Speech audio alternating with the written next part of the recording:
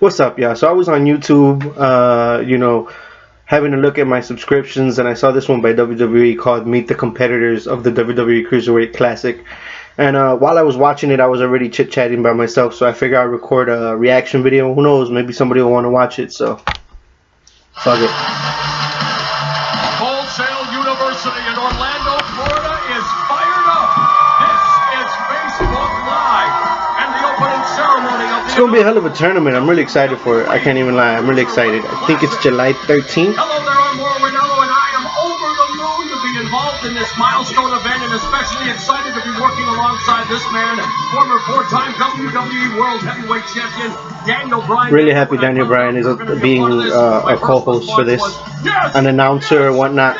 How excited brings a lot of validity to the table. I did exactly the same thing. I yesed a million times. This is right in my wheelhouse. The WWE scoured the globe for 32 of the best cruiserweights in the world, and in my opinion, they found them all. You notice how Daniel Bryan, when he says, they found them all, he says no. He's like, they found them all. Like, clearly letting you know he's lying. Nothing but love to Daniel Bryan. Respect. Hope he doesn't get in trouble for that. But it's pretty clear that he had a tough time saying that. Representing Mexico, Raul Mendoza! I think I remember seeing him in AAA or CMLL. Popular choice among the field here tonight. He may get past the first round. We'll see. Representing the United States, Raul Mendoza. Brian Kendrick, love ya. Been a fan since he was Spanky.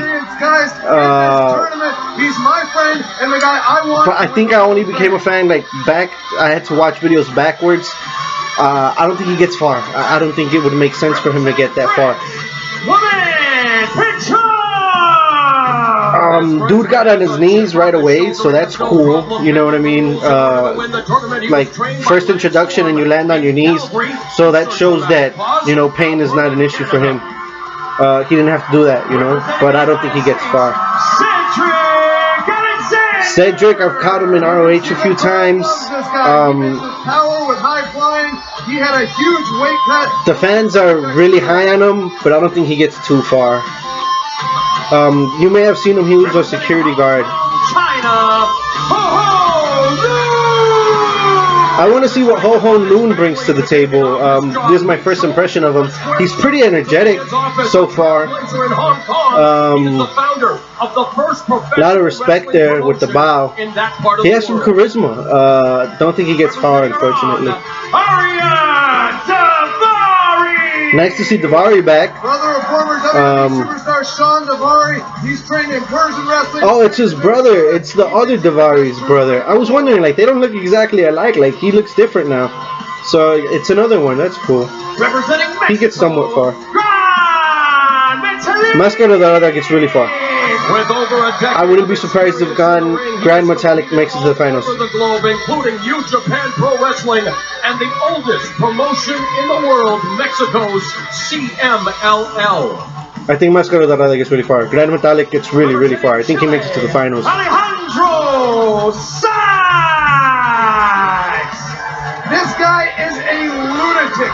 He cut 30 pounds for this tournament, came all the way from Chile just for the opportunity to be mentioned in this kind of class. Pretty cool that there's wrestling in Chile. I don't see him making it out the first round, but who knows? I've been surprised before. Very happy just to see Tajiri again. Like, it's Tajiri, you know what I mean? He's been good for a long time. He's another one like the Brian Kendrick, where I don't think they're going to be like the main focus, but I think they'll get a good match every time they're out there. So it's a good thing for the tournament. Damian Slater considers himself the eternal underdog, but his innovative offense is going to catch a lot of people off guard. I don't know.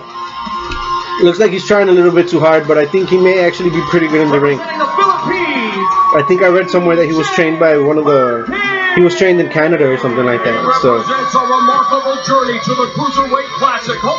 Okay, TJ's, he looks like he's already a star. He's comfortable in there. That's a good thing. But we'll see what kind of matches he puts on. But it's always good when you're comfortable in there. So this is the guy that they replaced Zombie with, Mustafa Ali. He's also a police officer. He's very intelligent. He doesn't seem too worried. His heart is racing somewhat. He's a little nervous. I don't think he makes it too far. Who the fuck is this dude? Okay, so he's got charisma out the wazoo, but I mean, he's wearing 2 Kanye light up glasses.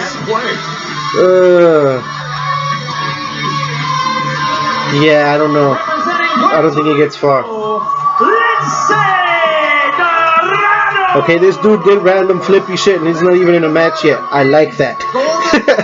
I think he wins a round or 2. Lands on his feet.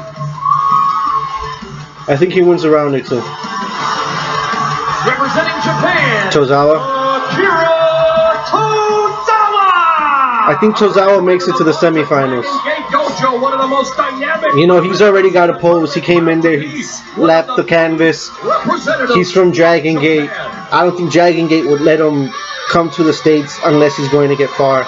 I think he makes it to about the semifinals. Representing the United States, Tommaso Ciampa. I got spoiled and I saw that Ciampa was facing Gargano in the first round of it, which is really messed up for both Ciampa and Gargano. I think Gargano goes over. I think Ciampa lasts 1 round. Unfortunately, I think he's out in 1 round. It's not. I mean, he doesn't look like cruiserweight anyway. I think Swan gets far. He's another one that I could see getting to the semifinals or the round right before the semifinals. Extremely comfortable in the ring, extremely agile, charisma out the wazoo, and he could work. What else can you ask for? You know what I mean? I think he gets far. Representing Hong Kong, China, Jason Lee. Okay, so Jason Lee's doing the whole karate gimmick thing. Inspired by Bruce Lee. He started martial arts training at a young age, and now it looks all right. If he can put on a good match, then more power to him. Looks kind of badass. He may not get eliminated in the first round. Via Israel, Noam Dar. I've heard a lot about Noam Dar. This is my first time seeing him in a ring. He's comfortable. The first Israeli-born professional. Yeah, he's comfortable in the ring, so that's a plus. We'll see how he does. I mean, he didn't necessarily impress. Not a lot of charisma, but I could tell he was comfortable. This guy's very comfortable as well. Maybe a little too much. He's the older brother. Okay, now he's starting to realize that that shit's not over, and it's starting to kind of get to him. Okay, there it is. There's the Bollywood chants. Made him happy. He's like, but I'm making a fool of myself. Please clap. I'm a fan for dudes from England because they have that real technical style, you know, like Zack Sabre Jr. and, you know, William Regal, and, you know, there's a lot. Johnny Ace, I think. Am I thinking about Johnny Ace? I may be thinking about somebody else. But yeah, usually I'm a fan of wrestlers from England. So I'm interested to see what Gallagher does. Italy looks like Car number 2. Abian, whatever the fuck his name is. Dude has like such a generic look, generic poses, generic walk. I'm sorry, I don't see anything. Johnny Wrestling is going to get far because he's from the US and he can wrestle and he's already in NXT.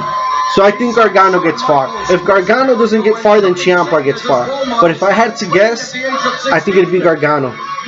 You hear the fans already marking out. They're screaming Johnny Wrestling. I think Gargano gets far. Representing the United States, Kenneth Johnson. Kenneth Johnson trains with former WWE Cruiserweight champion Sho Funaki, and he sees this as the biggest opportunity of his life. Nah, sorry, dude. That's a comedy gimmick if I've ever seen one. I don't think he gets far. Representing Canada, trained by Funaki, like. That's the dude I was thinking about, not the Australian dude. Canada, that dude's going to get somewhat far. I wouldn't be surprised if he wins the whole thing. You know, Canadians have a history of winning tournaments like this. Wild Pegasus won Super J Cup '94, so I wouldn't be surprised if a Canadian wins this one. I'm very interested in seeing Gulak. I've heard nothing but good things about him. Wrestling submission specialist. He's a throwback, like the grind guys down to the mat, and he's got a huge chip on his shoulder. He already has a taunt that the fans are doing. I'm very interested in seeing what Gulak brings to the table. Representing India, I think he's got a good chance of getting far. I feel like one of the guys from India has to get far, but the other one's gonna job like motherfucker. Because both of these guys are just, they're trying really hard to get over right now, and it's pretty bad. So they're probably going to job. One of them may make it past the first round, if they're lucky.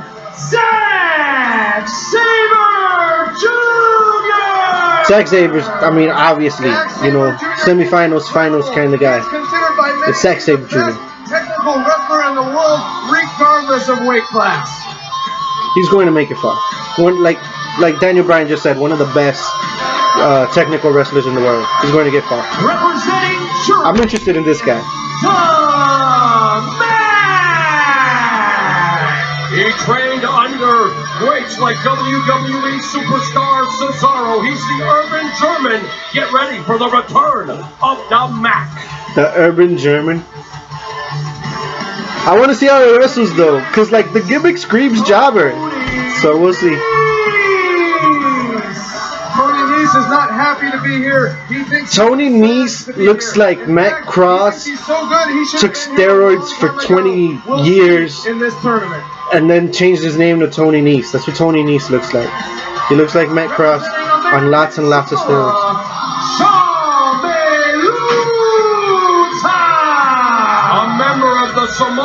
I'm interested to see what Maluta does, because it can go either way. It can be, we need an extra, so let's go talk to the Samoans. Maybe they can train their cousin really fast.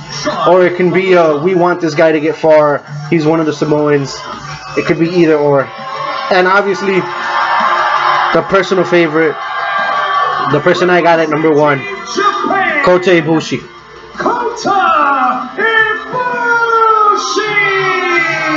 I think Ibushi wins the whole thing. I just got chills running down my body. If you have not seen Kota Ibushi, he is going to knock your socks off.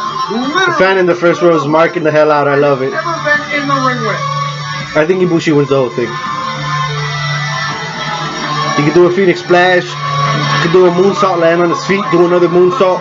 He has a 5-star classic with Nakamura. I think Ibushi wins the whole thing. 4.75 with AJ. He once took a blow-up doll to like a 4. You know, that's not easy to do.